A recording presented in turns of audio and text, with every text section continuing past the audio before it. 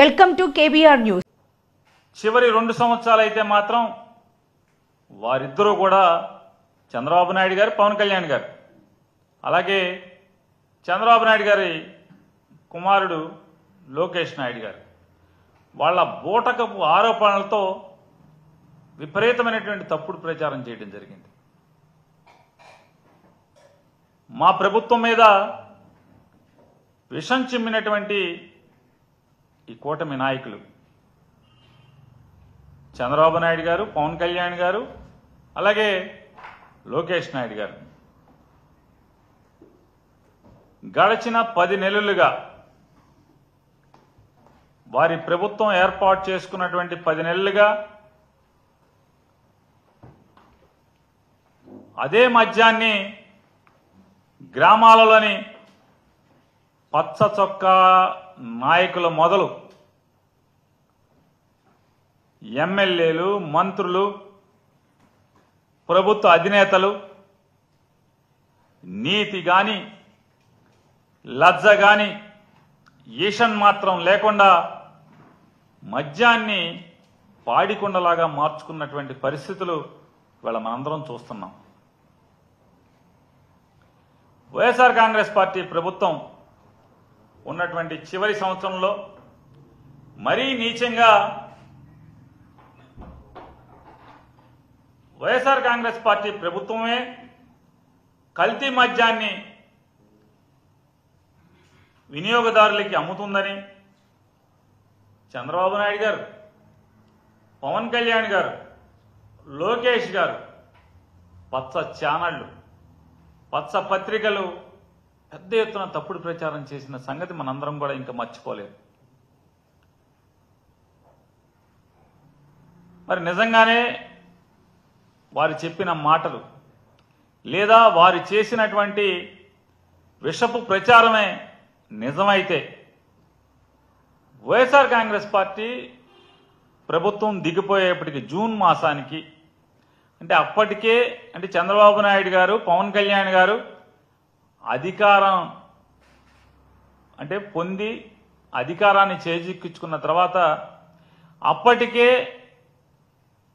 రాష్ట్ర వ్యాప్తంగా ఉన్నటువంటి మద్యం గోడౌన్లలో అంటే స్టాక్ యార్డుల్లో ఉన్నటువంటి మరి మద్యాన్ని అంటే మీరేమో తప్పుడు ప్రచారం చేస్తారు, విష ప్రచారం చేస్తారు, మేము కల్తీ మద్యం అమ్మామని చెప్పని. మరి అదే కల్తీ మద్యాన్ని అదే మా ప్రభుత్వంలో ఉంచినటువంటి నిల్వల్ని మీరెందుకు అమ్ముకున్నారు? మీరెందుకు వినియోగదారులకి లేదా మద్యం వినియోగదారులందరికీ దాన్ని ఎందుకు అమ్మారు? అమ్మకూడదు కదా. మరి ఏం చేయాలి? శాంపిల్ తీశారా? ల్యాబ్కు పంపించారా? టెస్టులు చేశారా? ఇది కూడా లడ్డూ కథేనా? తిరుపతి లడ్డూ కథేనా? అంతే కదా. 14 లక్షల అప్పులు ఎలాగో, తిరుపతి లడ్డూలో పంది కొవ్వు ఎలాగో, ఈ మద్యం అంటే కల్తీ మద్యాన్ని వైఎస్ఆర్ కాంగ్రెస్ పార్టీ ప్రభుత్వం వినియోగదారులకి అమ్మింది అనేది కూడా అంతే సత్యం అనేది వాస్తవమే కదా.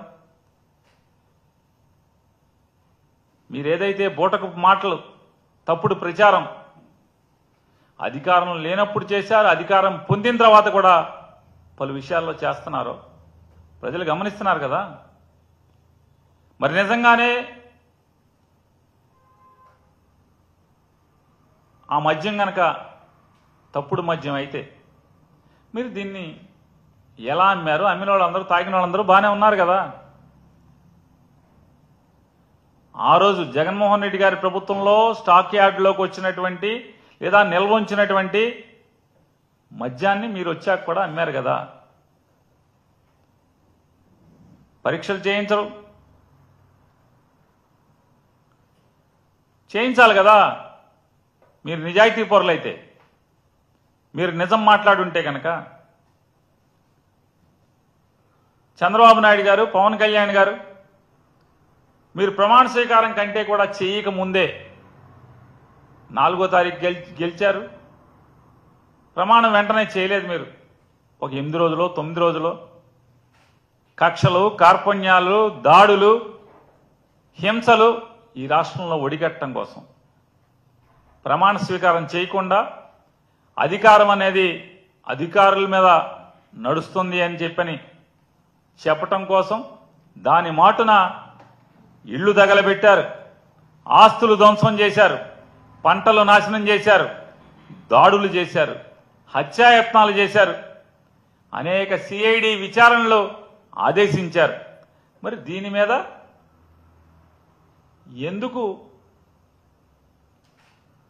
ఇది కల్తీదా కాదా అనేది ఎందుకు శాంపిల్ టెస్ట్ చేయించి విచారణ చేయించలేదని చెప్పనేది నేను ప్రశ్నిస్తున్నాను. మీరేదైతే తప్పుడు ప్రచారం చేశారో వైఎస్ఆర్ కాంగ్రెస్ పార్టీ ప్రభుత్వం ఉండగా నాసి రకం కల్తీ మద్యం ప్రజలకు ఇచ్చారు అని చెప్పని ఏ ఒక్క డిస్టిలరీనైనా మీరు బ్యాన్ చేశారా? 20 డిస్టిలరీలు ఉన్నాయి ఈ ఆంధ్రప్రదేశ్ రాష్ట్రంలో. ఈ 20 డిస్టిలరీలు కూడా చంద్రబాబు నాయుడు గారి ప్రభుత్వం ఏర్పాటు చేసినవి తప్పితే జగన్మోహన్ రెడ్డి గారి ప్రభుత్వం ఏర్పాటు చేసిన ఒక్క కొత్త డిస్టిలరీలు కూడా మా ప్రభుత్వంలో ఒక్క కొత్త డిస్టిలరీని కూడా ఇవ్వలేదు. 2015-19 మధ్యలో చంద్రబాబు నాయుడు గారు మీరు మంజూరు చేసినటువంటి దగ్గర దగ్గర 16 డిస్టిలరీలు కొత్తవి మీరు మంజూరు చేసినట్టున్నారు. అంతకుముందు రాష్ట్రం విడేపటికి ఒక 3-4 డిస్టిలరీలు ఉన్నట్టున్నాయి. ఈ డిస్టిలరీలో ఎక్కడన్నా ఒక్కటైనా మీరు చేసినటువంటి విషపు ప్రచారమే నిజమైతే ఒక్క డిస్టిలరీనన్నా మీరు బ్యాన్ చేశారా? ఏ ఒక్క మందు కంపెనీనైనా, బ్రాందీ కంపెనీనైనా, విస్కీ కంపెనీనైనా, ఒక్క సప్లైర్నైనా మీరు బ్యాన్ చేశారా? మరి ఎందుకు బ్యాన్ చేయలేదు? అదే డిస్టిలరీలు, అదే మద్యం సప్లయర్లు ఎందుకు కొనసాగుతున్నారు? అంటే అందులో తప్పు లేదనేది కదా దాని అర్థం. వైఎస్ఆర్ కాంగ్రెస్ పార్టీ ప్రభుత్వం జగన్మోహన్ రెడ్డి గారి నాయకత్వంలో మద్యం అమ్మకాల్లో తప్పులు చేయలేదనే కదా.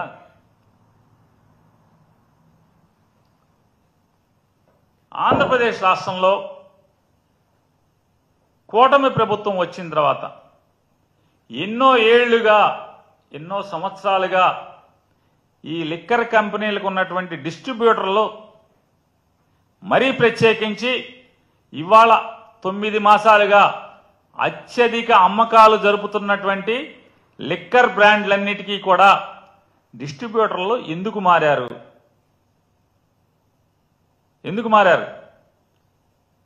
జైపాళ్లు పోయి గిర్లు ఎందుకు వచ్చారు?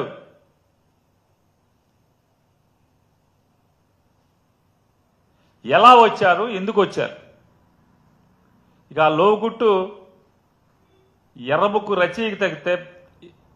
రచయితకి తెలుసన్న సామెతగా ఉంది. కేరళ మద్యం, బెంగళూరు మద్యం ఈ 2 మాత్రమే ప్రస్తుతం ఈ ఆంధ్ర రాష్ట్రంలో అత్యధికంగా ఎందుకు అమ్ముడవుతున్నాయి?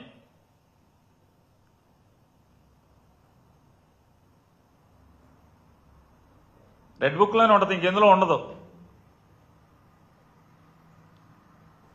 కేరళ మద్యం, బెంగళూరు మద్యం అత్యధికంగా ఎందుకు అమ్ముడవుతున్నాయి? దీని వెనుక ఎవరున్నారు? ఎక్కడికి చేరుతున్నాయి? ఇదంతా రెడ్ బుక్లోనే ఏదో ఒక పేజీలో ఉన్నాయి.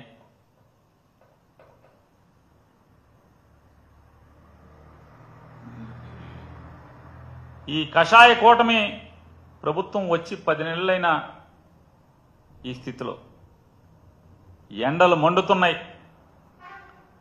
రాష్ట్రంలో బిందెడు తాగునీటికి అల్లాడుతున్నటువంటి వేలాది గ్రామాలు ఉన్నాయి.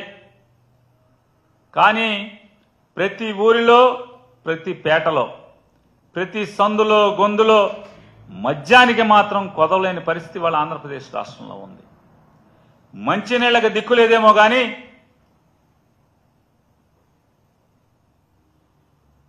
ఫోను చేస్తే చాలు మద్యం ఇంట్లో రెక్కల కట్టి వాలే పరిస్థితి ఇవాళ ఆంధ్ర రాష్ట్ర పరిస్థితిలో ఉన్నటువంటి పరిస్థితి. ఆంధ్రప్రదేశ్లోని చంద్రబాబు నాయుడు గారు, పవన్ కళ్యాణ్ గారు పురంధేశ్వరి గారి సమిష్టి నాయకత్వంలో నడుస్తున్నటువంటి ఈ ప్రభుత్వంలో, ప్రస్తుత ప్రభుత్వంలో సూపర్ 6 పథకాలకు దిక్కులేదు కానీ క్యాష్ కొట్టు బెల్ట్ పట్టు అనే పథకానికి మాత్రం పథకం ఫుల్లుగా నడుస్తున్న పరిస్థితి వాళ్ళు మన కళ్ళకి కనపడుతుంది. బెల్ట్ లాక్షను వేలంపాట్లో పాట పాడుకో, ఎమ్మెల్యేకి డబ్బు కొట్టుకో, బెల్ట్ పట్టుకో. సూపర్ 6 పథకానికి మాత్రం దిక్కులేదు. మాకు ఓటు ఇవ్వండి. మొట్టమొదటిది సూపర్ 6లో మొట్టమొదటిది ప్రతి ఆడగూతురికి 18 ఏళ్లు నిండితం ఆలస్యం 59 సంవత్సరాలు వచ్చేంత వరకు నిండేంత వరకు కూడా నెలకి 1500 ఇస్తామని చెప్పి ఆ పథకానికి దిక్కులేదు. మొదటి పథకానికి దిక్కులేదు. మొదటి సంతకానికి దిక్కులేదు. ఎన్ని సంతకాలు ఇట్టారు? మొదటి సంతకాలు చొక్కా పట్టుకోమన్నాడు. ఎవరైనా మేం చెప్పిన మాట అమలు కాకపోతే చొక్కా పట్టుకోమన్నాడు డిఫాక్టో సీఎం గారు. చొక్కా పట్టుకుందామని కడుపు రగిలినోడు వెళ్తే శుక్రవారం మధ్యాహ్నం నుంచి ఈ డిఫాక్టో సీఎం గారు ఆంధ్ర రాష్ట్రంలో ఉండడు. శుక్రవారం మధ్యాహ్నం నుంచే ఉండడు. మళ్ళీ సోమవారం పొద్దున వస్తాడు. హైదరాబాద్ మకం. లేదా కొడుకు చెప్పాడు కదా తండ్రిని నిలదీద్దాం, తండ్రి చొక్కా పట్టుకుందాం అని వెళ్తే శనివారం మధ్యాహ్నం నుంచి తండ్రి ఉండడు. సోమవారం వస్తాడు మళ్ళీ. సరే ఇద్దరూ దొరకట్లేదు కదా. ఈ ప్రభుత్వాన్ని నడిపేది నేనే, నన్ను నమ్మండి, ఓటేయండి అని చెప్పి ఓటేయించుకుంటాకి ఒక ఆయన తిరిగాడు కదా. ఆయన కోసం కొన్ని ఆయన చొక్కా అన్న పట్టుకుందాం అని చెప్పని ప్రజలు ఈ పథకాలు అందవాళ్ళు ఎవరన్నా అంటే ఈ మాటలు ఇచ్చిన వాళ్ళు ఈ మాటలు అమలు కాలేదు కదా. మొన్న పట్టుకోమన్నారు, చొక్కా పట్టుకోమన్నారు కదా, కాలర్ పట్టుకోమన్నారు కదా అని వెళ్తామంటే ఆయనేమో ఆయనేమో కాలర్ లేని చొక్కాలతో లాల్చీలు వేసుకు తిరుగుతాడు. పసుపు రంగు లాల్చీలు, కాషాయ రంగు లాల్చీలు. ఆయన ఎక్కడ ఉంటాడే అంటే ఆయన అసలు దొరకడు. ఎక్కడ ఉంటాడో తెలియదు. ఇక ఈనాడు, జ్యోతి, టీవీ5 ఈనాడు, జ్యోతి, టీవీ5 ఈ పేపర్లు కానీ టీవీలు కానీ జగన్ బెంగళూరు వెళ్ళాడు అంటారు. కానీ మీరే అంటారు 11 సీట్లు అని. 11 సీట్లు లేవు, ప్రతిపక్ష హోదా లేదని మీరే చెప్తున్నారు, ప్రజలు ఇవ్వలేదని. ఆయన బెంగళూరు వెళ్తే మాత్రం మీకు మాత్రం పెద్ద పెద్ద తాటిగా అక్షంతాలతో రాస్తారు. అధికారం ఇచ్చారు ప్రజలు, 164 సీట్లు ఇచ్చారు. ఒకడు ముఖ్యమంత్రి, ఒకడు ఉప ముఖ్యమంత్రి, ఒకడేమో డిఫాక్టో సీఎం. ఈ ముగ్గురు అసలు మామూలు కనపడరు. శుక్రవారం ఒకడు వెళ్ళిపోతాడు, శనివారం ఒకడు వెళ్ళిపోతాడు. ఒక్క రోజన్నా రాశారా? రాసిన పాపాను పోయారు ఎవడన్నా ఒక్కడన్నా? చేతులు రావా?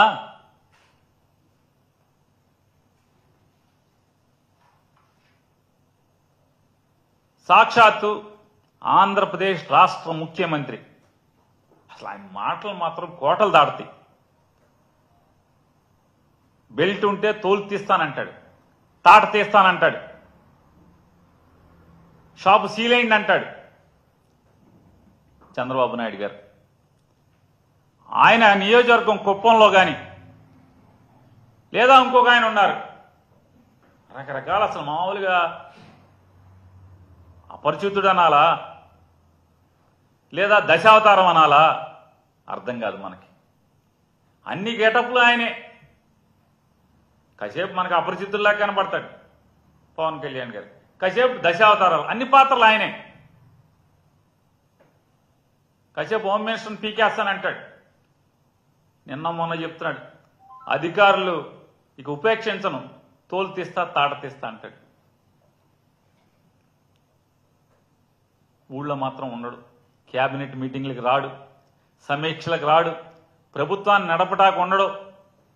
వాళ్ళేమో 25 ఇచ్చాం 50 ఇచ్చాం ఉంటుంది. ఏది నిజమో దేవుడికి ఎరగాలి, ఎర్ర పుస్తకానికి తెలవాలి. 25 ఇస్తున్నారా 50 ఇస్తున్నారా అనేది. ఇంకొకటి చెప్తాడు, ఏదో టెండర్లో ఏదో చూస్తున్నామంటాడు. ఇక లేదా అనధికార ముఖ్యమంత్రి గారు ఒక ఆయన ఉన్నాడు, లోకేష్ నాయుడు గారు.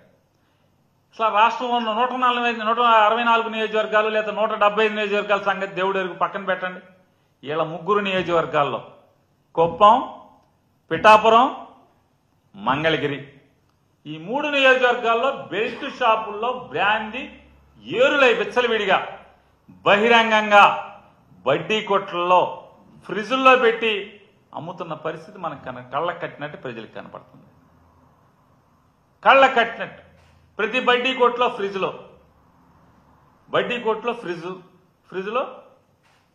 Beer, brandy, whisky. ఇవాళ 3 నియోజకవర్గాలే ఈ రకమైన పరిస్థితులు ఉంటే ఇక మిగతా రాష్ట్రంలో ఉన్నటువంటి 172 నియోజకవర్గాల్లో ఎలా ఉంటుంది పరిస్థితి? ఆలోచించమని అడుగుతున్నాను ఒకసారి ప్రజలందరినీ కూడా. నేను మాట్లాడేది కూడా మనందరం, మీరు నేను రోజు చూస్తున్నది, మన కళ్ళతో కనులారా కంటున్నది, చెవులారా వింటున్న విషయాలే. నేనేం కొత్తగా చెప్పట్లా, వాళ్ళలాగా స్టోరీలు అల్లట్లేదు.